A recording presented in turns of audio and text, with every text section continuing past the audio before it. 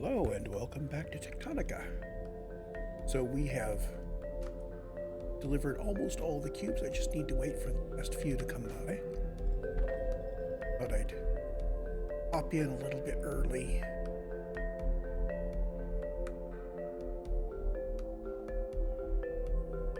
And I think we're closing in on being done.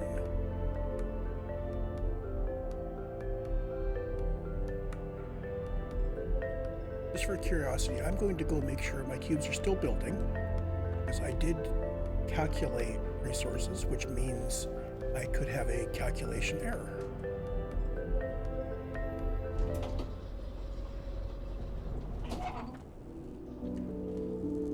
What have we got?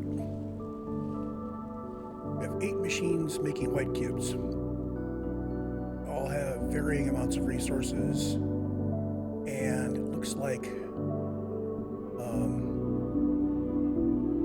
the iron is not here. Okay, so I did have a problem.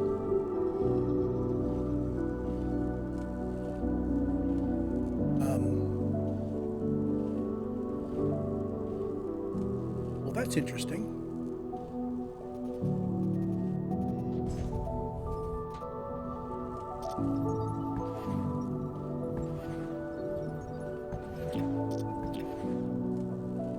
Which means that iron cubes I had set aside, many of them didn't go anywhere. Okay.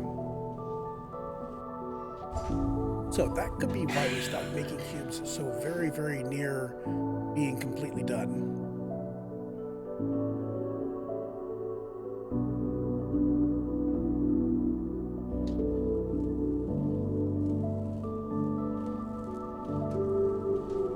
And if I need to, I can always hook these up to build more. It turns out that we are not going to get our final cubes. Like this guy is running. I think I'm going to pick up all of my cubes here, the ones that aren't running.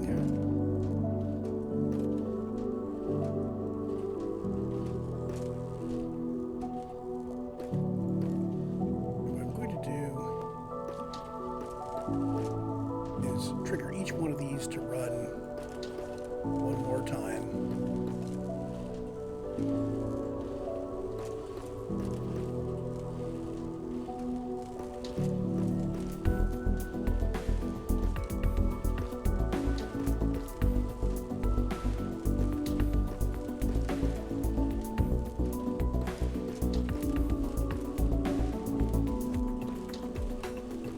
There we go. That'll give me 32 more in 4 minutes. We're going to leave this up just in case we need to produce more white cubes after this 1,000. We may have several upgrades, I don't know. But a quick tour while we're waiting for that. Still have our bulk stuff. We have all the stuff we made carefully put in boxes.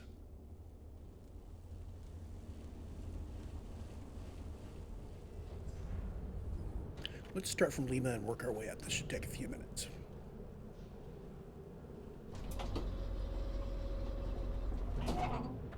Okay, so Lima, I ended up digging down to grab a box that was down there.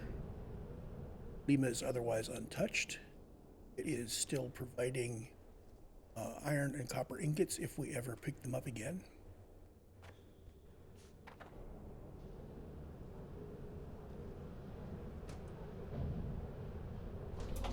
Victor. Victor is still nominally my iron and copper ingot mining area, ingot accumulation, and making green science, which is currently stopped. We have a total of 3,332 green research cores built. And of those, we have 202 we haven't spent yet, and none of these are at all important to us. I mean, I suppose I could build a more efficient factory using all of that stuff, but Yeah, we are basically done. All the deconstruction stuff would be nice if I wanted to deconstruct all the stuff I didn't need. That would be great if you wanted to end the game by turning every resource you had into white cubes. Nothing on storage. Hydro should continue to be our main power. And indeed, we are producing 416 megawatts, and we have storage capacity of 9.9 gigajoules. That's everything on this level.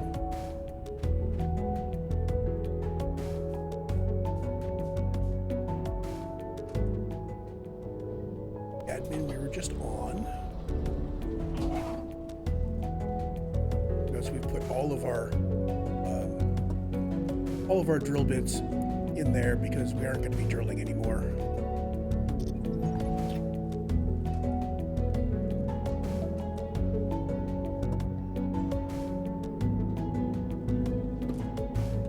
Actually, let's do this. There we go. X-ray. X-ray lower. We have done really nothing on X-ray lower.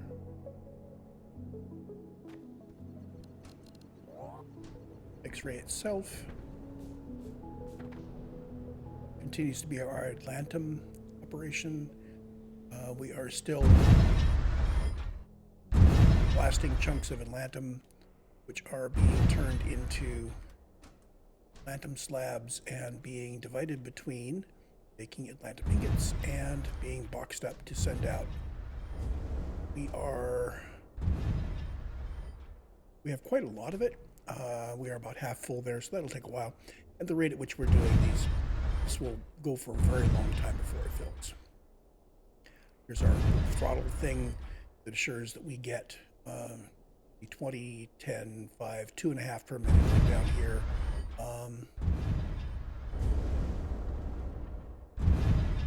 I could blow this more often, but I don't need to. He's not building up.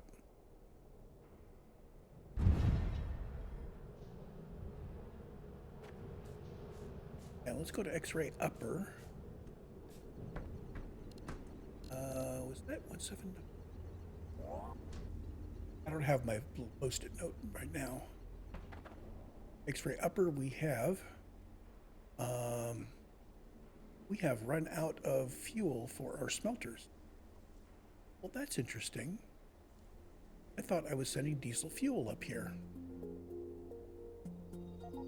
Well, it's probably because I didn't fix. I mean, I don't need any more steel, but I'm going to fix that just because I don't like having something there. You know, fixing a bug in a bit of code where you're not seeing a symptom is still fixing a bug. Our input here, this guy needs to be unrefined diesel.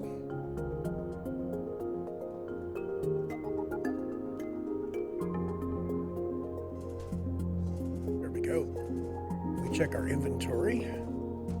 We see that we have indeed unrefined diesel as our only fuel. Anyway, that's X-ray. We have nothing on Excalibur, pretty much nothing on research. Foundry is our big Sesamite and Shiverthorn farm area, so we are processing Sesamite and Shiverthorn with crushers. We are turning out explosives. We would be turning out biobrick here, but we don't need it anymore. This guy is turning out our Sesamite ingots, which we have a large number now, and our gold, which we are out of because we picked it all up and we haven't refilled our. So let's refill that.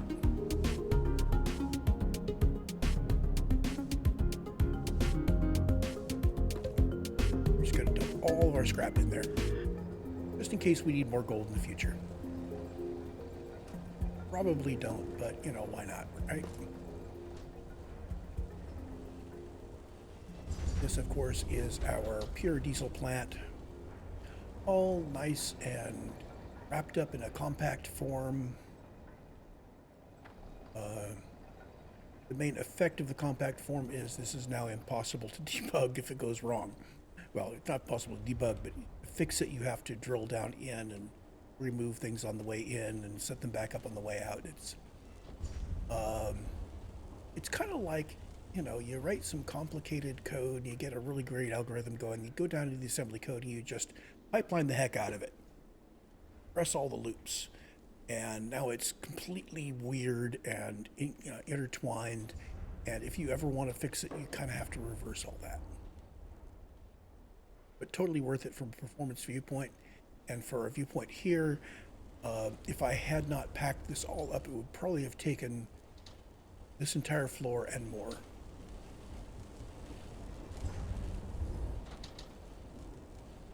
So that's 9. Barracks level.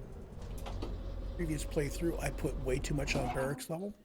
And this time I reacted by putting nothing in barracks level. I think I scanned everything down. No, I didn't. I scanned stuff down that I wanted to grab. I grabbed the flooring, I grabbed the planters, all the flooring, all the planters, some of the walls, all the beams, that sort of thing. And I stopped grabbing when I realized there was really nothing left that I could grab that I would actually use.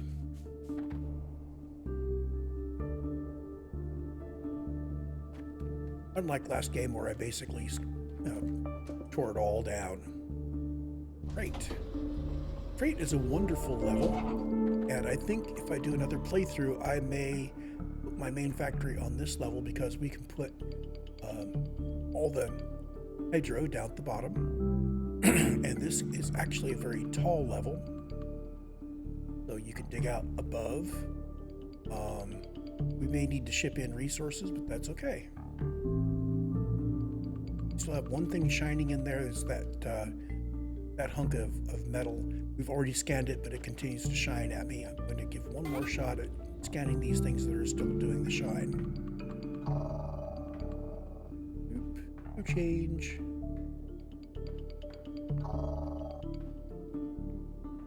No change. Okay. We're good.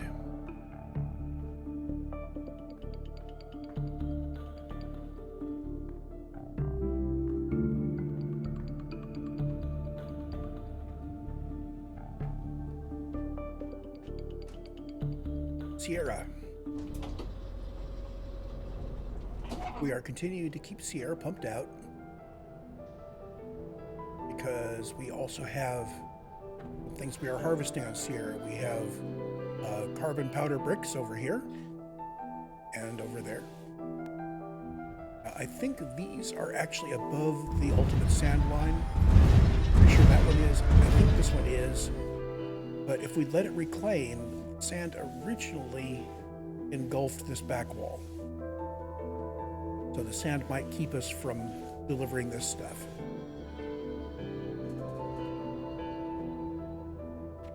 And we have our accumulators here.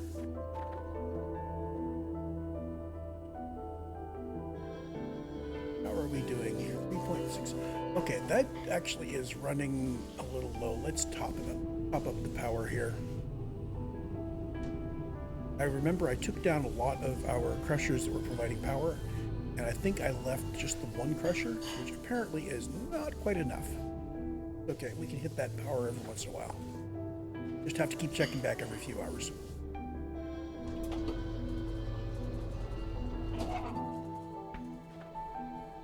Okay, this level.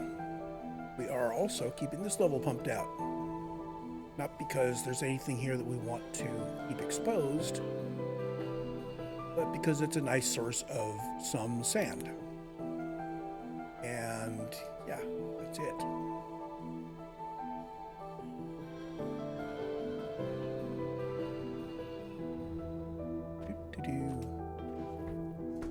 Level 14. This is our level that is refilling the fastest, and I could use this as a sand source if I wanted to just harvest sand. It has already refilled completely. We have nothing left on this floor. We completely abandoned it because it gives me flashbacks. Mech. This is the last level that we drained. So we still have all of our, well, we have half the pump stack that is still producing the sand. And we have these two belts that are not moving because originally they were pointed at the wrong floor. So these boxes got full, and these belts are now basically they're going to be backed up until these inserters manage to deliver some sand to floor 9. But because of the way this works, it's going to prefer some inserters over others. So this will continue just to be a backlog. That's fine. What that means is that these 8 sand pumps are going to stall and not pump. Okay, that's perfectly okay, because that means the other sand pumps are going to pump, make up for it. So as long as we have enough sand pumps going to get our dig speed to matching the refill level, that's as much sand as we're going to get. And we have a little power. I should have left a second one here. That would have kept us from having to touch the generators. But like I said, we were within a few minutes of doing our final delivery. Let's go back to unknown and let's see if those white cubes got delivered.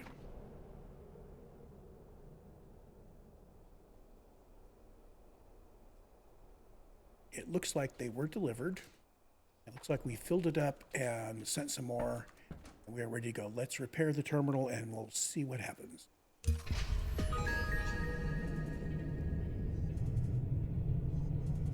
Technology's available. Really? And we now have an upgrade, T1 to T2. It's going to want 8,000 cubes. Well, that's 8 times as much as we've got. So instead of 2 hours, that'd be 16 hours. And if I quadrupled the size of my build area, that'd bring that down to 4 hours of waiting. Well, I can do that, but that's 4 hours of running the game while I do other things. That's 4 hours of not playing the game. Outstanding work, Groundbreaker. Combined with the efforts of the Sergeant, Mirage has signaled to me that you have created enough of the Sesamite cubes to lower the intensity of the decay wave considerably. If nothing else, this is a start. I will not pretend to understand the interplay of energies here, but we should return to the area in front of the monolith. From there, the Sergeant can begin to open the portal, and from there, we can begin to send the cubes through. If there was anything you still wanted to explore or build, or if you don't have the time to witness what I suspect will be a considerable series of events, you may want to restrain yourself from approaching the portal. Okay, I approached the portal. Okay. Incroyable. Groundbreaker, I want you to attach a beacon to one of these cubes so the pulse room can track its position. We're going to send one through as a probe. No, sir. It has to be us. We have to step through it ourselves before the cubes can enter. Permission denied. That portal could lead anywhere. I know where it goes. I know now. I know. The Calixians. They're channeling through her.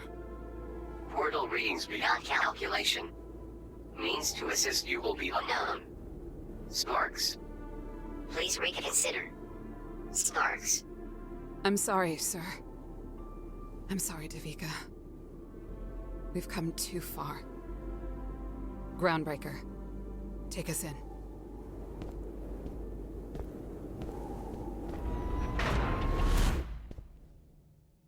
Are we floating? The Groundbreaker remains grounded, but yes, the rest of us are somehow capable of levitation here. The beacon is transmitting. It seems we have been teleported to the antipode of our former position. The other side of the world.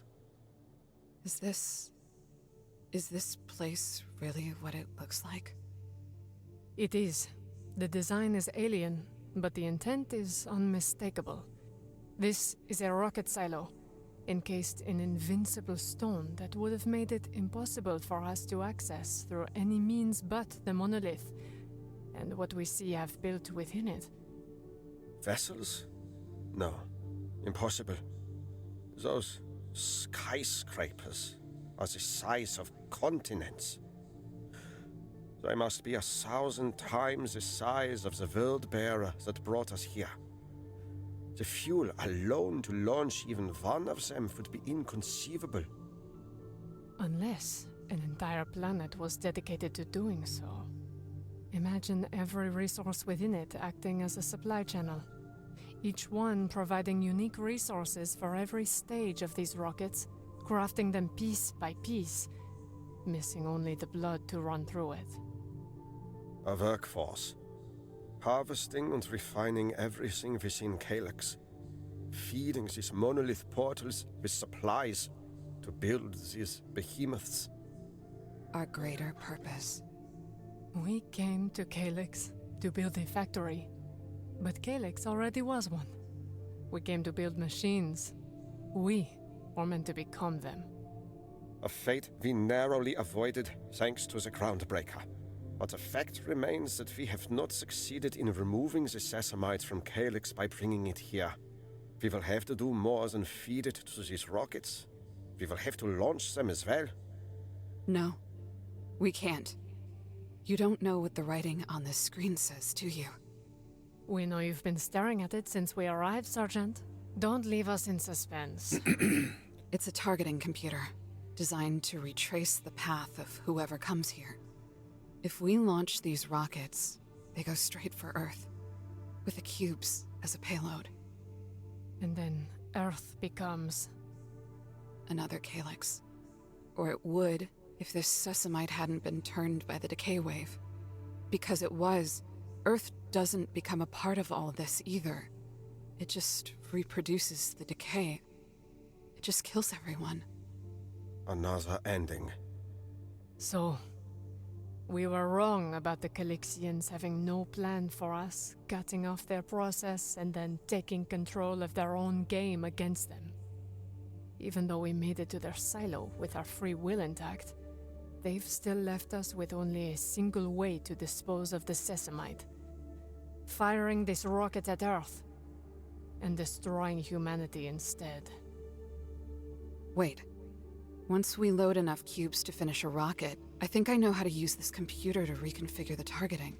A cube can't do it, but the Groundbreaker should be able to. Outstanding. Groundbreaker. Once again, it seems you will play a pivotal role in... Groundbreaker? The energy of passing through the portal, it seems to have overcome the restrictions of their suit. Is that... could it be? Pacific. They appear to be in pain. Wait. They're attempting to speak. Sir, something is wrong with your speech synthesizer. No. Nothing is wrong with it. Sir, get back. The Calyxian. Perhaps, Sergeant. Perhaps not. If interrupting Calyxification left the three of us with so many unanticipated threads of our humanity, who are we to say that the Groundbreaker is not in a similar state? The Groundbreaker has reopened the portal. They're taking us back. Of course they are. They want to keep manufacturing the cubes so they can build these rockets, and then either launch them towards Earth, or, hopefully, turn them away. Hopeful. Why are they always hopeful? Sergeant, shake those ghosts out of your head! They came to find a greater purpose. To do something that would make a difference. Something that mattered. They gave their lives for it, captivated by how all they had done remained so fragile, so inevitably pointless.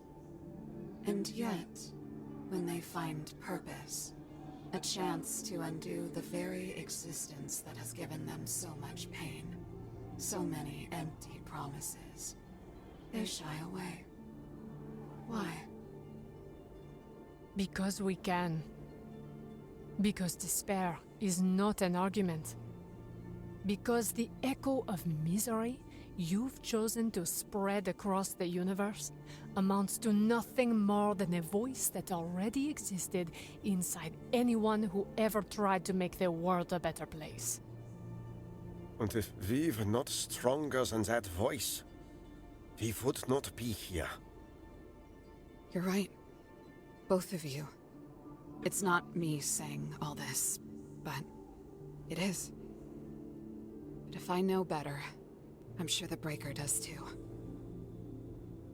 We do not know what they will choose, or if they can even choose at all. We've done all that we can. As the Major said, hope is all that remains. Hope. Everything we've done. Everything we've been through. The years, preparation, the people we lost. All this work, all these factories, and it comes down to hope? We did all this for hope? Why, Sergeant? Would you have rather done nothing? And had no hope at all? I don't know. Does anyone?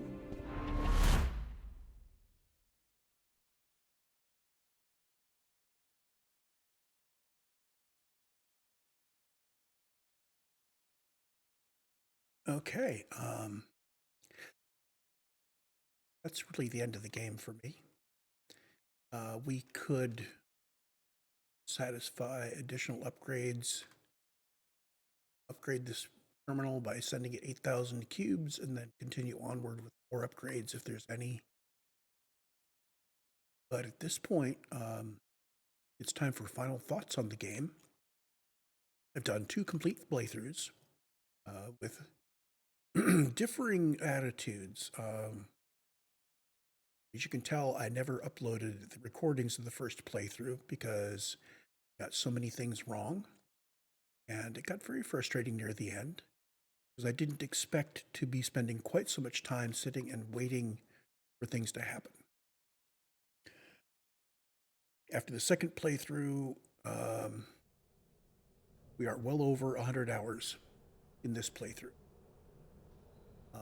That tallies roughly with how long Firehose said the game would last, but it includes a lot of time where the game was running without me really being there in the game. Starting at level 12, where we started to get the sand, it felt like the scope of the gameplay narrowed, our focus narrowed.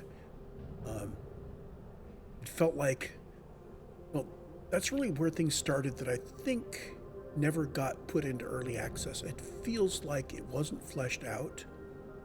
There could have been Warning. side Task things. added to HUD. Source unknown. Source unknown. The Groundbreaker has received an order to continue filling the monolith receptacle with cubes. This order was not received from Anixkull subroutines. Perhaps you were correct, Sergeant. The Groundbreaker has been fully compromised, and some consciousness of this godforsaken place is instructing them to complete the rocket and unleash it on our homeworld. No, I don't think so. If that was their intent, I would sense it. But they don't feel that way. How do they feel? Conflicted.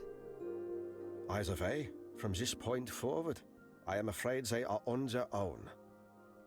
They are. Good luck, Groundbreaker. Don't break my heart.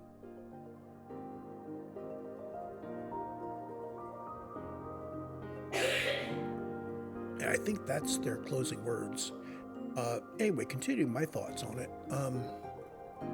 So starting with the sand levels, we were utterly focused on finishing the dig and pumping out the sand to uncover technologies. Pumping out the sand felt like something that was tacked on, rather than organically finding things. It was this extra little bit, and level 14 was clearly a factory size gate. It's kind of like in other games. For instance, World of Warcraft, if you're going on a raid, there may be a particular stage of that raid where it's a DPS check. It makes sure that your team, before you go on, can actually muster the capabilities necessary. In this case, we needed to prove that we could build a factory big enough to drain level 14 before we got down through level 15 and got to really the key end targets. And getting to 16 opened up the white cubes. And I know from other reading that this 8,000 cube target is not the end. But we also know, because we have a possibility of building, let me find it here.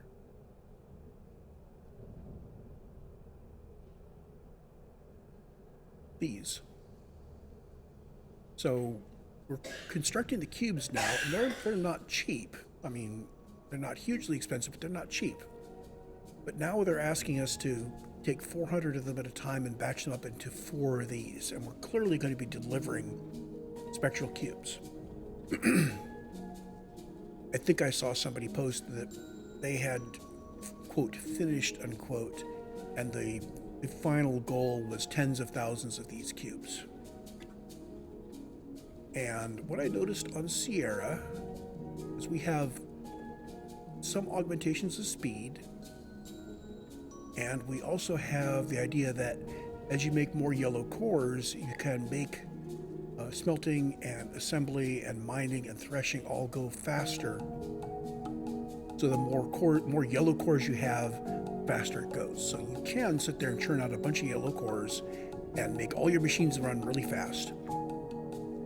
At which point, I think you eventually could get to a point where your bottleneck is simply moving things on belts from A to B and getting things between the machines and the belts, and from the belts to new machines.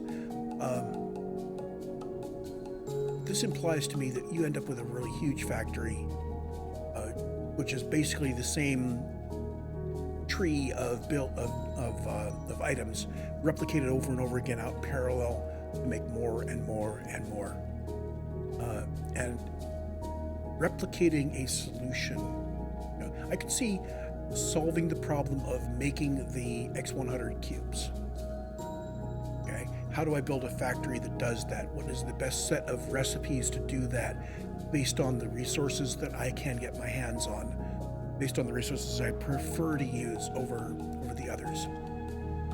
But having done that, okay, and basically I've got that done at this point.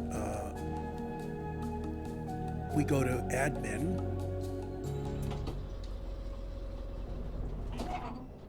There's how you make white cubes right there. And this brings it all the way back to carbon bricks and copper and iron and steel ingots, which we could make those from sesamite. Okay? Which means now we go back and we look at our foundry area. And we have sesamite ingots here, which I believe all of this, I don't think we need anything but sesamite. So I think we can bring sesamite in, and sesamite sand. Sesamite sand is not, we don't have an infinite supply of it. I mean, we can get forever, but it's a limited rate. Basically, it's how much sand can we draw from the empty levels once they've emptied. I don't think that there's anything going into sesamite ingots that is other than what we have pulled in from the farm. So basically it's Sesamite farms making Sesamite ingots, which we can then make into copper, iron, and steel ingots. So even if we used up all of the mining nodes, we would still be able to do that. So the problem is solved. And now it would just be a matter of placing down more copies of this. We may even find that there's a way to make Sesamite sand. Okay? Not necessary. You could probably get up to a quite high rate based on the sand available in the system. But I would anticipate, based on what I've seen about the endgame recipes, that there's going to be some way for us to synthesize the sand. So it would all come down to growing Sesamite here.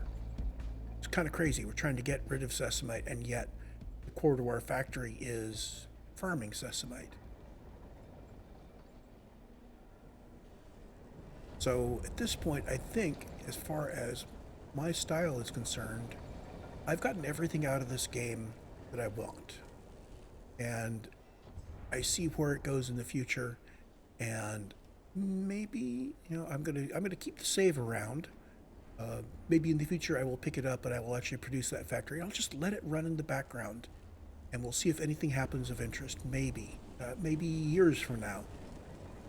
Like I said, I'll keep the save around. I mean, it's easy enough to do in Steam. I'll just synchronize it up to the cloud, and when I reinstall the game 5 years from now, out of curiosity, I'll be able to pick up that save and continue onward. So, summary, was it worthwhile? Well, let's see. I spent 100 hours on this save alone.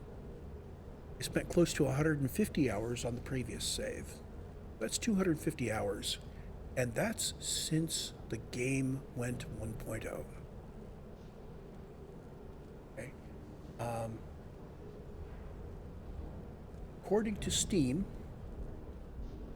I've spent 160 hours in the last 2 weeks, and I've spent almost 900 hours total time played. Now, I was hoping that by final wrap up I would have cracked through the 1,000-hour point, but we're at 875 hours now. I think that's good.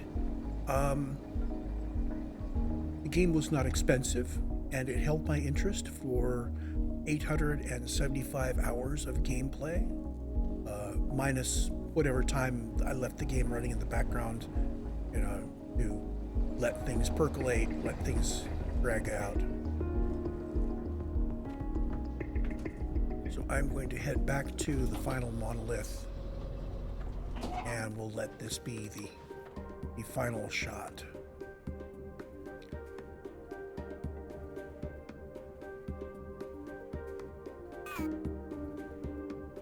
And I will see you in the next game.